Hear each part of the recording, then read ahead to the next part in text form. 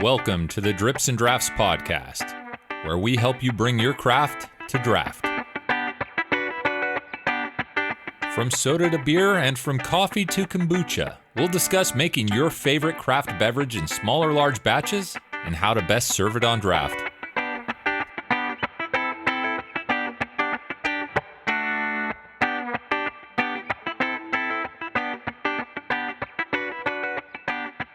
Hey there, and welcome to the first official episode of the Drips Draughts Podcast. My name's Brendan Hansen, and I'll be your host today. If you haven't done so already, I suggest you check out our intro episode, our episode 0. Our intro episode just gives you a little background on who we are and why we're doing this podcast. But what it really comes down to is the fact that we've worked with a lot of coffee shops, a lot of new roasters, a lot of new coffee companies who don't have any experience in draft coffee or nitro coffee or cold brewing coffee even. So we're putting this podcast together to try to answer questions for a large group of people, to try to spread knowledge on draft coffee and serving nitro coffee. But more than anything, we're looking to start a conversation with coffee professionals and just share knowledge and share information and really help bring draft coffee to the next level. So today's first episode is going to be pretty broad and pretty general, and we're just going to address what is cold brew and why cold brew. When serving draft coffee, why would you want to cold brew the coffee rather than making hot coffee and putting that hot coffee into a keg, cooling that, and then serving that on draft? And trust me, I don't expect this podcast to be the end-all, be-all to cold brew versus hot brew or the proper way to cold brew. Like I said at the beginning, we're just hoping to start a dialogue and start a discussion amongst coffee professionals and coffee lovers as to not necessarily the best methods out there, but what are all of the methods? How many different ways can this be done? How are the results going to differ in each different method? And how can I add more of a story to what's already going into my glass? Look at the craft beer boom, for example. People go crazy about craft beer. People hunt out craft beers. People wait in line for the release of special craft beers. Why can't it be the same for coffee? Maybe that's pushing it a little bit, but all I'm trying to say is it's a really exciting time for craft beverages in general, but especially for coffee. A drink that's traditionally been served hot has now gotten to the point where it's not only being served cold, it's being served on draft. It's being canned and bottled. And it's not just the big coffee companies who are doing this. It's the small shops. It's the micro roasters. It's the local mom and pop coffee shop. And I think in large part to the craft beverage movement in general, all of this is becoming sustainable for relatively small companies. Wow, I've gotten way off topic. Just goes to show you the amount of questions and comments that we've received that really just get my mind flowing once I start thinking about cold brewing coffee and draft coffee in general. So let's get back to the episode at hand. What is cold brew? Cold brewing coffee isn't just coffee that's served cold. That might be a common misconception. If you were to just grab somebody on the street and ask them what cold brewed coffee was, they would probably just tell you it's an iced coffee. However, it's not just an iced coffee. Cold brewing coffee is coffee that's brewed at room temperature or below for a period of a few hours all the way up into 24 hours, sometimes more.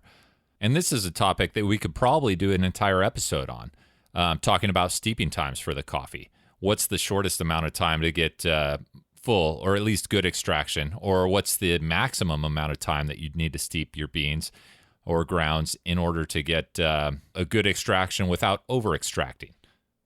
But I think the best way to describe cold brew to somebody who's not familiar with it is just the fact that in cold brewing coffee, you're replacing heat with time.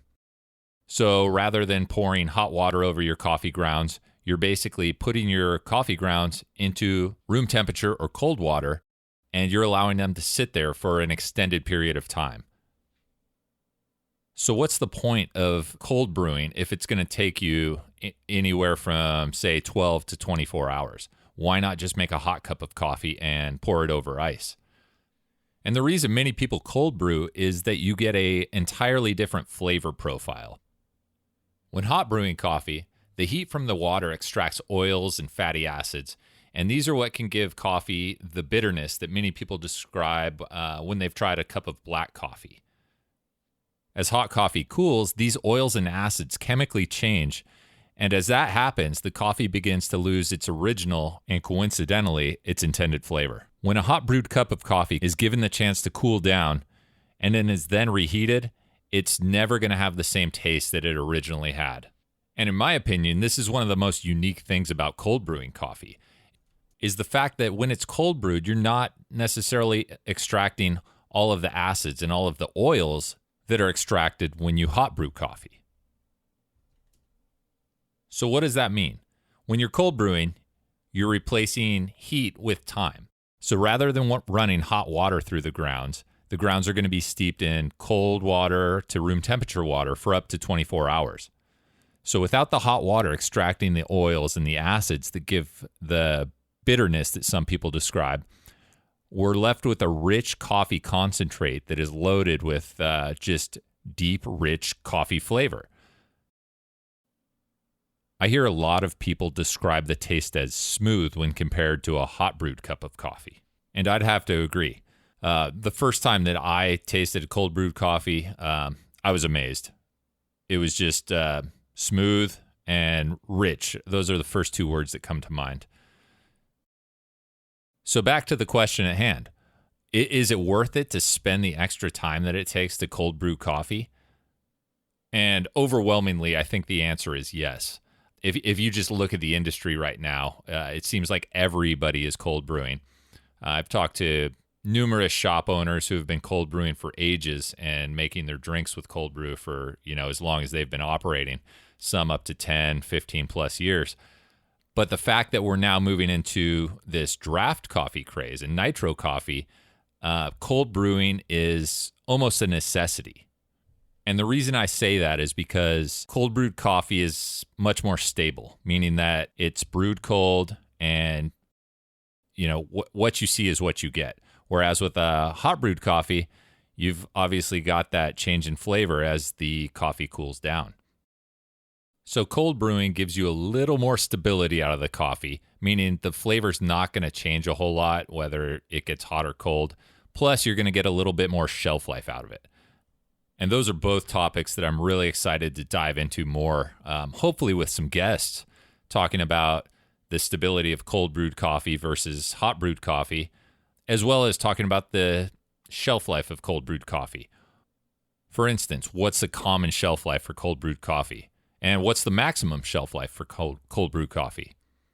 And if there is a maximum, is it possible to extend that maximum? Is there a way to preserve the coffee more?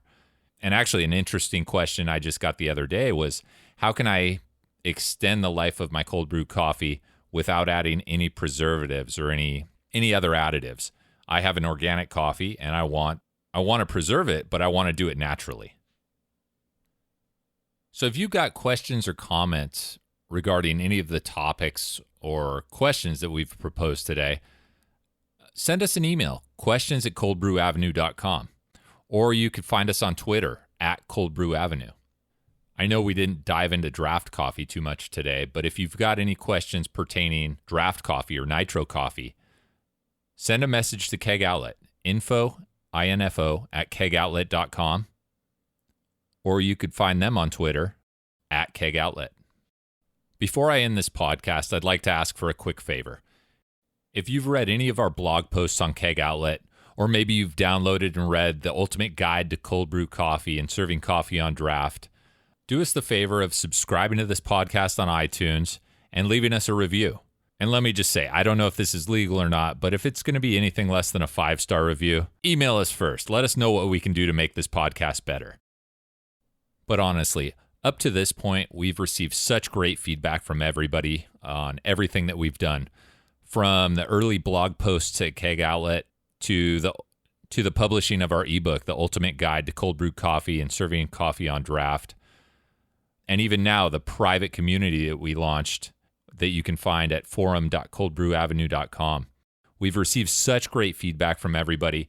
If you like all these things that we're doing, please let us know. Leave a 5-star review at iTunes, share the podcast with your friends, make sure you subscribe to it, And if you're a roaster, a coffee shop owner, a barista, or some other coffee professional, join us in the private forums. Check out forum.coldbrewavenue.com. All right, that's enough of my little self-promotional tirade. I think this is going to wrap it up for this first episode of the podcast. I feel like I may have presented more questions than I answered, but that's kind of the purpose of this podcast, is to present questions and start a discourse among the community. I certainly got a lot of ideas for new episodes as I was doing this one. So some topics pertaining to cold brewing in particular that we might discuss in future episodes. The ratio of coffee to water when cold brewing. What kind of roast should I use? Light roast, medium roast, dark roast, or would it be better to use a blend?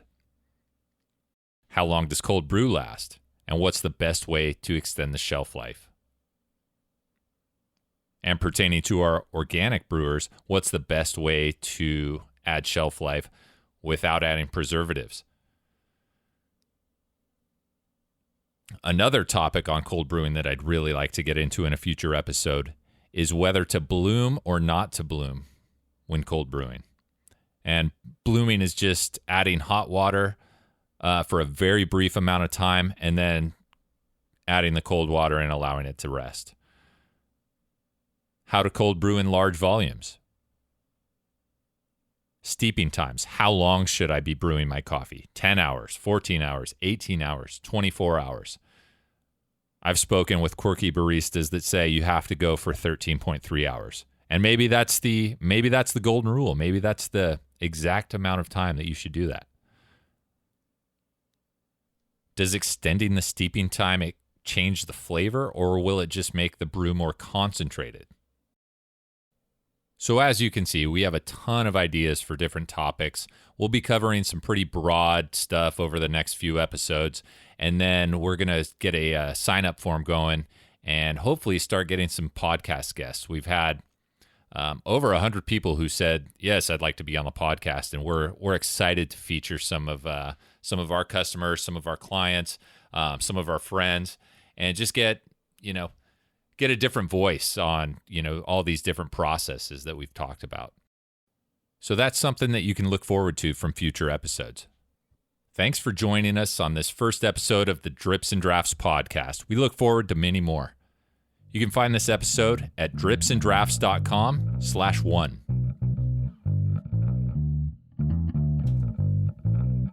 Are you looking to learn more about cold brew and draft coffee?